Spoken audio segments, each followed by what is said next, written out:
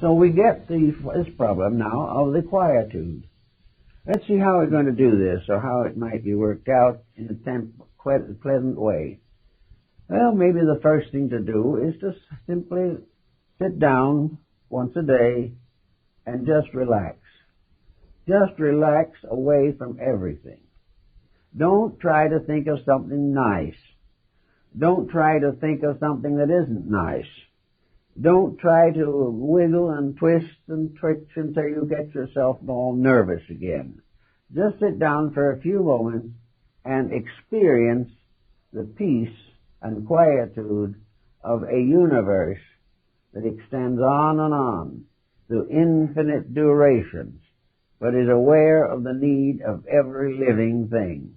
Aware because within each living thing is that same power that moves the stars. After all, in this case, the cosmos and the human heart are very close relatives. In fact, one is simply the extension of the other. So in quietude and with a sense of peace, try to simply contemplate the reality of life as a kind of quiet security, as something that can always be reached, that whenever you are still and quiet and at peace with life, the inside will tell you which way to go. Therefore, you have a right to ask as the Indians ask, show me the way. But in that doing, do not try to tell this voice that you hope for the answer you demand. In other words, do not ask to be shown the way and then insist on going your own way as you always have.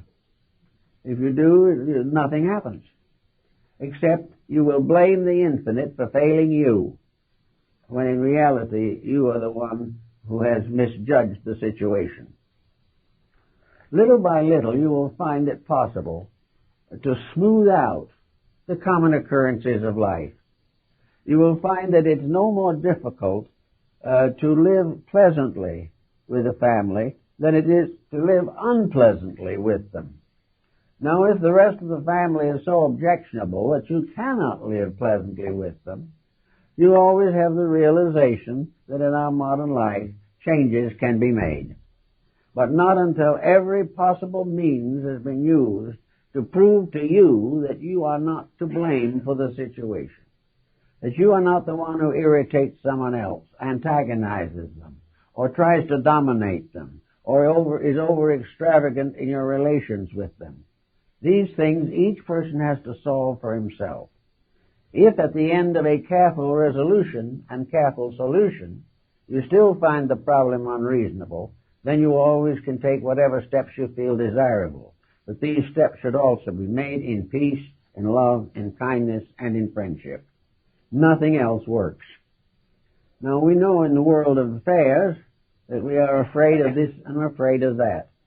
But most of the shadows that we fear most are phantoms, and these shadows are self-devouring. The negative shadow eats itself up finally and disappears. But always a little special leadership is required to keep our own minds and hearts correct. We have to develop a certain amount of discretion also. We have to decide the best we can what is of first importance, what is the thing most necessary at any given moment. And we must try to do this with complete quietude. And we will find that this quiet way begins to affect decisions. Our decisions are more thoughtfully made. We do not have to rush into a situation.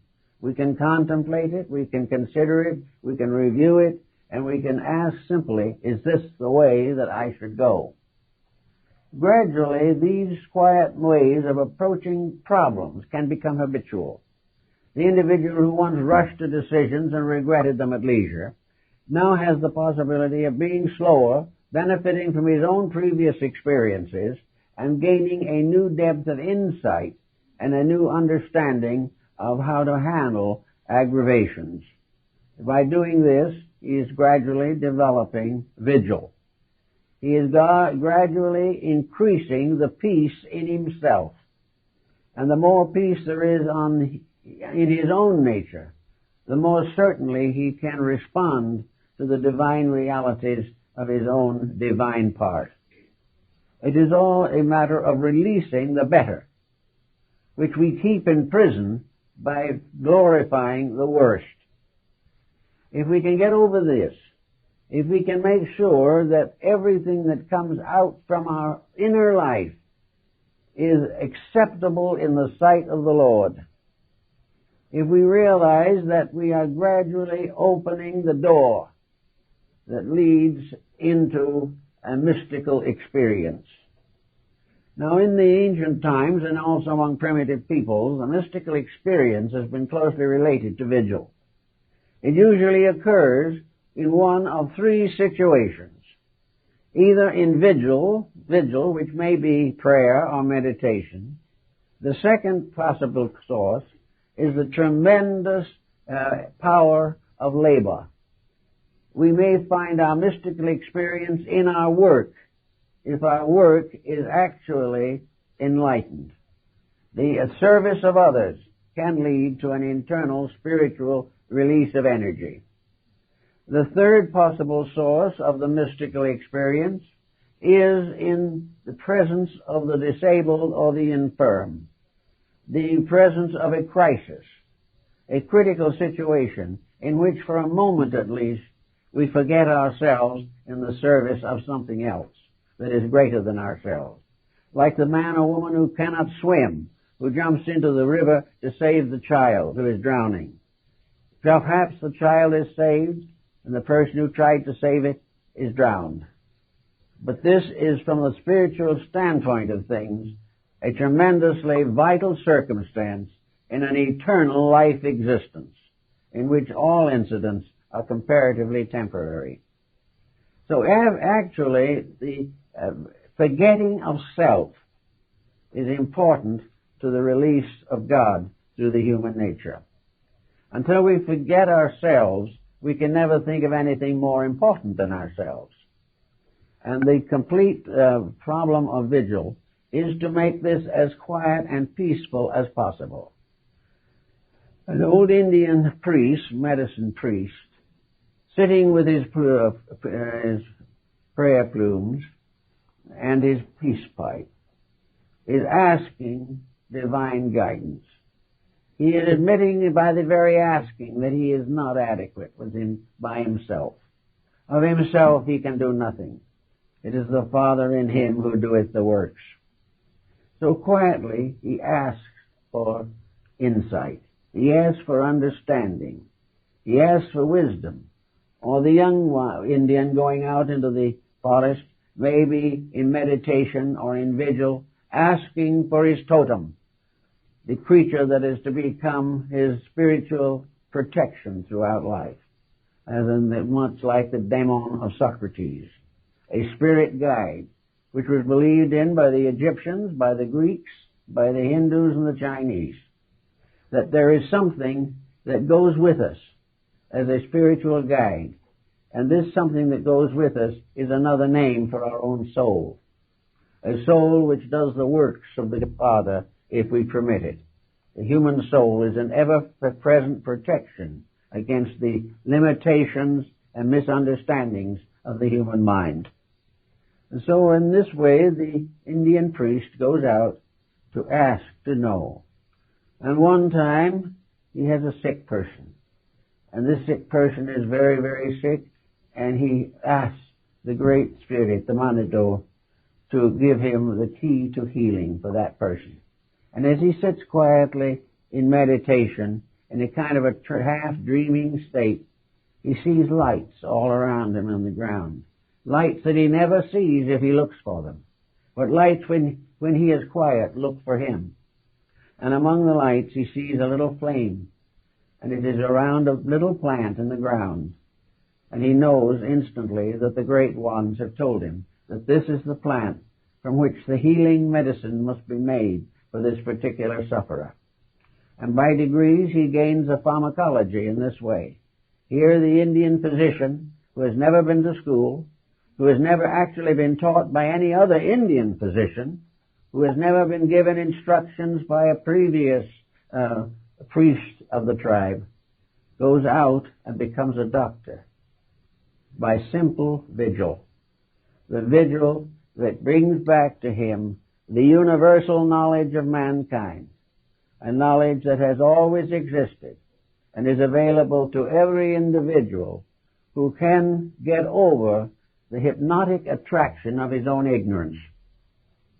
This is a very important thing. And so the old Indian goes back and he makes a tea out of the old root that he found and gives it to the patient, and the patient is better. Then in another case, it is a matter of social problem. He must go out and ask what to do with the wayward child. And the spirits have to tell him what to do. And he has to do what the spirits tell him. And he will generally succeed in bringing the child back to the tribe as a useful citizen. All this is done in silence. It is done in a continuous condition of hopefulness, a condition of expectation that somewhere there is an answer to any question that the human being can ask. And that somewhere is somewhere in the depth of himself. To get rid of this surface is to begin to live the power within. In other words, it might be called the second coming. For the first coming was when it gave us life. The second coming is when it is released to give others life through us. And in vigil and those types of things, in fasting and in meditation, there are battles fought between self and self-interest. Battles fought as Christ fought them, when he told the evil spirit to get them behind him, and did all the various temptations and emerged victorious. Now, instruction as we get it mentally won't do this. But mystical instruction has always been very prevalent. Every religion has developed within itself mystical schools which were suitable to give inspiration and courage to the members. These schools simply have no creeds. They live within the boundaries of the major religion in itself. Therefore, the mystical sects of Buddhism exist within the structure of Buddhist philosophy. The mystic sects of Hinduism are part of the Vedas and the great sacred books, the Puranas, of the Hindu. The sacred books of Islam, the Quran, and the Masnavi, are the books which give the dervish his insight, and the Sufi his mystical experiences. And in Christianity, from the beginning, there have been mystical organizations that sought always for the substance and were never deceived by the surfaces of things. There were always some to whom a literal acceptance of a doctrine was not enough. They could join the order, they could become one with it, they could tithe to it, they could support it, and if necessary, they could even die to protect it, but they might never understand it. So it became very important to take literalisms and give them mystical interpretations. If people fail to do this, in the long run, they damage their own faith. For instance, in Christianity, we have now a major strife between Christianity as a religion and science and modernism and political atheism and all this type of thing. One of the great excuses or one of the great causes of this strife has been that they consider, or many consider, that the old theological doctrines are obsolete, that we can no longer fulfill them, we can no longer work with them, therefore we must get rid of them. Now, the thoughtful person looking for life knows this isn't true. He knows that the faith of the people of Christendom, this faith has guided, protected, and helped them for nearly 20 centuries. They know that millions of people have lived better lives and died with greater hope because of the faith of their fathers. We know there are many today who still hold exactly the literal teachings of 15 or 18 centuries ago. And we look upon these people as being a little too orthodox or a little too limited in their perspective. But now comes the eternal answer, the rise of mysticism. These people who are content with it as it is will stay that way. But those who have experienced the importance of religion are not going to give it up because it cannot be scientifically justified, or that it cannot be part of an atheistic society. They have something else. They realize through their own inner lives that the things that they have accepted literally also have metaphysical interpretations. They realize that it is not necessary to preserve the literalisms of things in order to become a member or stay a member of a religion. It is perfectly possible to be in good standing because inside we have found a better meaning, a larger interpretation, or a greater insight into a faith that others accept on the surface only. Consequently, it is perfectly possible for the individual to live with people who are very literal in their theology and not find conflict because they have sought deeper for a better meaning. And that is what we would commonly know as a religious reformation. Every generation has to adjust religion to its own level of acceptances. But behind all these different levels, there is the one fact that doesn't change, whether we understand it, believe it, or not. And all improvement and growth in religion is toward the realization of the one eternal fact.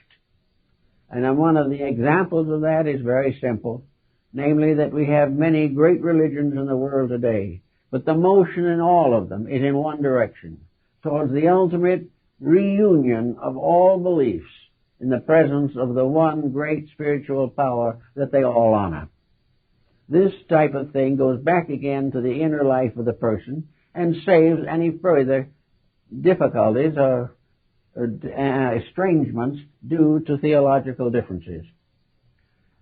Vigil also is a great help physically with certain problems that arise.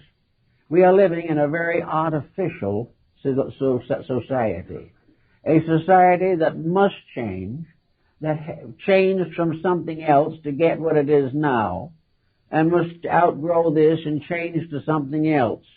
Now this contemporary social picture is short-lived, but it carries with it into defeat millions of human souls that cannot get out or cannot outgrow the particular concept that is prevalent today. Actually, we cannot work with this type of situation correctly unless we realize that all of these levels through which we pass and which are constantly unfolding around us, that all these levels are leading in one direction. They are leading to a mysterious reality that is the source of them all. All knowledge is one. There is no such a thing as a basic separation between biology and physics. Man has developed a separation, but they are all names for divisions and angles and aspects of the one tremendous reality which we are all seeking. Havelock Ellis pointed out in one of his books that when that one reality is found in meditation, there's no way of naming it. There's no way of actually describing it adequately. And that is its defense. Truth cannot be adequately described. It can only be known by experience. It must occur. Some degree of it, some level of it. The ultimate probably is not attainable to anyone at this time. But what we consider as a small step forward can change the history of the world. So the realities of things cannot be captured in words, but they can be known in the heart. And when they are known in the heart, all of these mysterious truths sum up to one enormous silence, a silence of perfect and complete safety, a silence that tells us beyond all words that we are in an eternal pattern, fulfilling an eternal destiny, that we can delay ourselves by our mistakes, but we cannot prevent the ultimate fulfillment of the divine plan in ourselves as well as in the universe. This type of thing helps. And gradually, if we go into a kind of vigil, we can quietly begin to think in terms of God as the fulfillment of all these doubts. That God not as a person somewhere else, but as the fulfillment and the spiritual eternity of ourselves. All of the bodies we build will fade and go, but the builder of bodies remains eternal. We will find that all the answers that we think we have will sometime prove inadequate, but as that time comes, a greater adequacy will come to ourselves. We may doubt whether we can face the problems of the future. We can, because we always have faced them, and because the power within ourselves is stronger than any condition that can arise in human relationships. Also, this power within, which Claude Bragdon refers to as the beautiful necessity, is in itself sublimity. It is something that takes away the power of doubt. It is something that is faith glorified and lifted up to a much higher level. This sublimity is something that moves upon us. Bamy describes it as simply a tremendous sense of fulfillment, an infinite sufficiency, something in which nothing is lacking, nothing that is needed can ever be absent, nothing that is right can ever fail.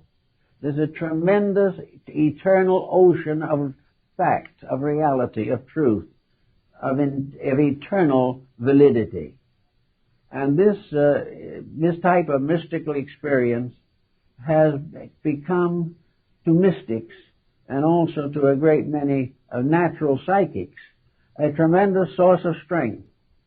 It has become obvious that the little world we live in is passing, and the little body we live in is passing, but the great facts of life never change.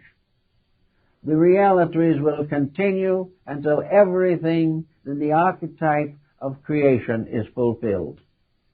And all things are not punishments, but invitations to growth. The things that we call difficulties are invitations to solution. The weaknesses of our own character are the invitations to the development of internal strength. Everything that happens is beckoning us on, but because it may interfere with some little purpose of the moment, we try to resist it. We try to resist anything that interferes with the miseries of the moment. We have become so accustomed to suffering that we regard it as a badge of honor. It is not. It is simply a symbol of the inability of the eternal power to come through to us. This is one of the problems that we are finding now in so-called holistic medicine, particularly in the field of healing. Healing, we have had all kinds of explanations for it. We have known that long before there were doctors, there was disease, and long before the doctors, some of people got well. They got well because essentially the priesthood of healing in ancient times was part of religion. Christ said to the woman, "Thy faith has made thee whole." And there is something in each individual that can come to the rescue of sickness or debilities of one kind and another. Either they can be cured or they can be endured with dignity until the end of the particular pattern involved. But for the most part, they can be improved, and the ability to live with infirmities can be tremendously clarified and even glorified. It is all a matter of the individual's contact with the inner self. Vigil, therefore, in healing is the power of the individual to find peace of soul, peace of mind, and peace of heart. And when these forms of peace are achieved, the body comes under a messianic dispensation. We know that the little cells in the body, in a strange way, are religious. They're not religious because they have a theology, but they are like the beasts of the fields and the birds of the air.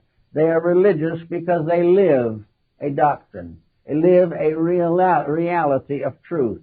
And they fulfill their own destiny with tremendous dignity and understanding, even though they seem so primitive.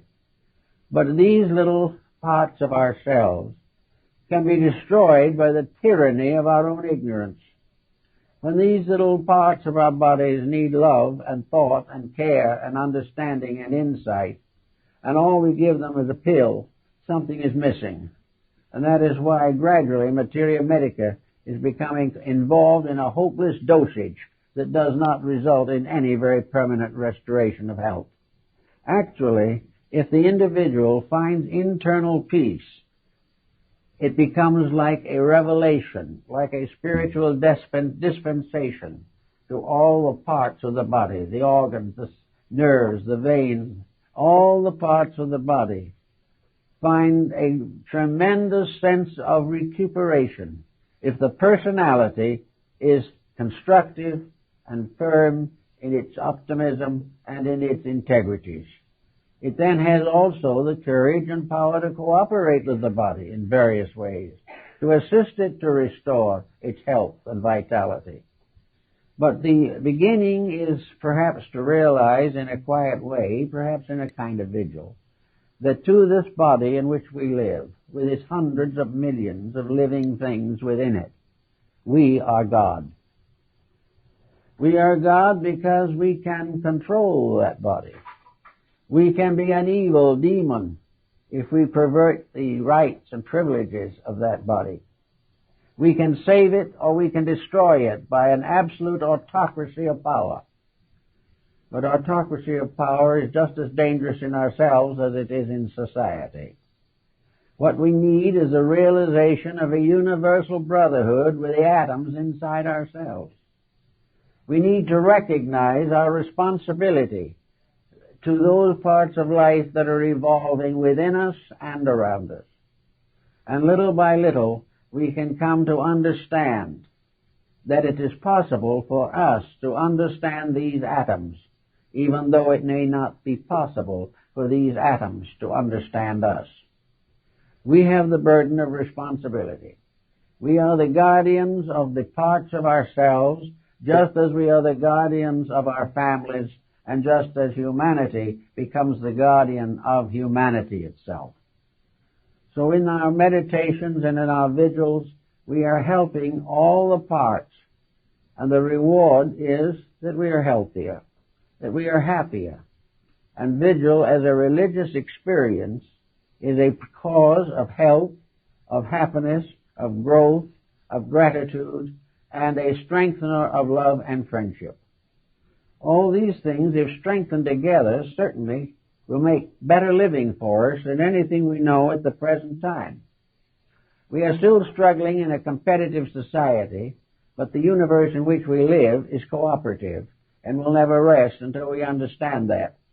We are struggling with competition in our own bodies due to the wrong way of administering rulership over the parts of ourselves.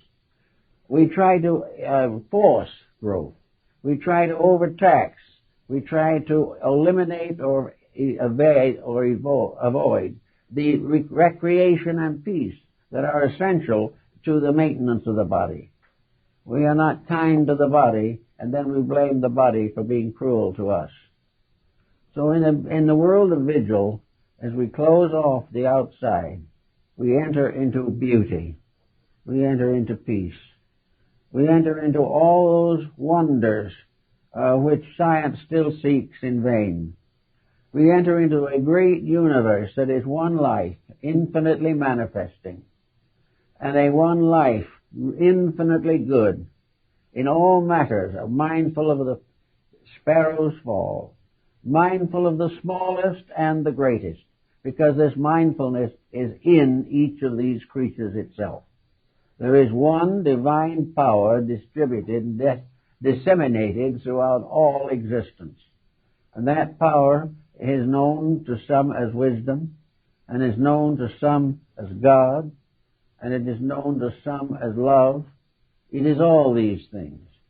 It is the one basic source from which all life flows, and it demands and requires that all life shall pay its homage.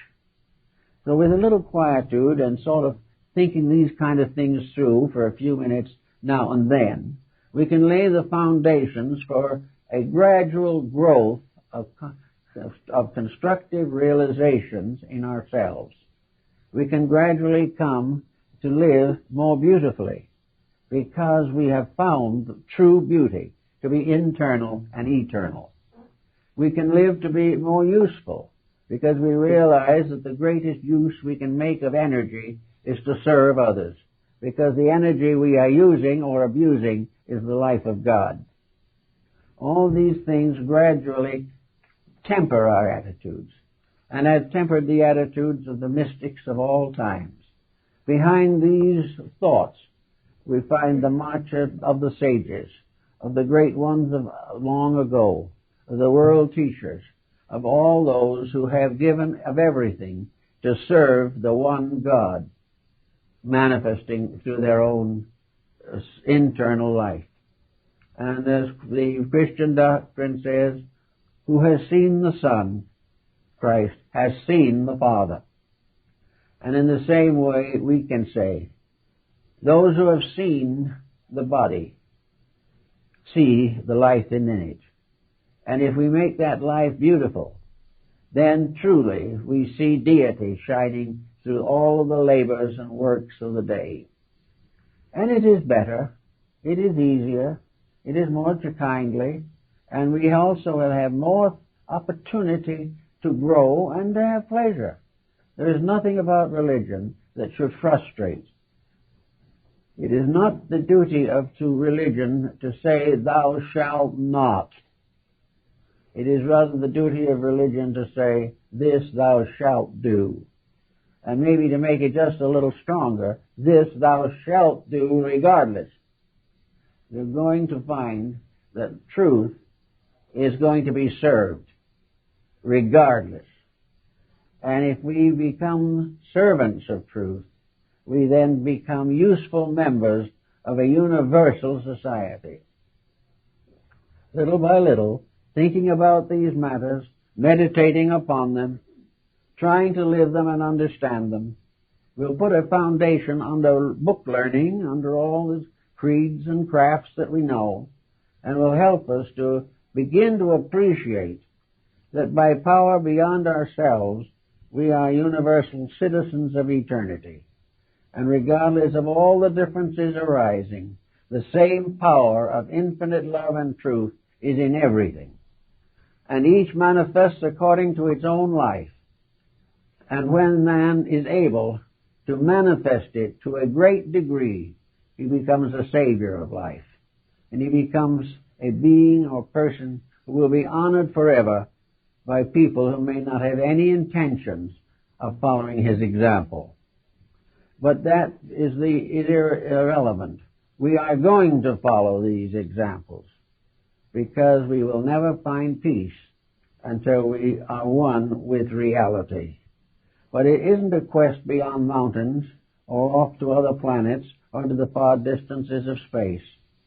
It is simply a quiet journey into the infinite universe of our own internal. And somewhere beyond the stars and galaxies, inside of ourselves, is that same great power that moves everything, from the least to the greatest.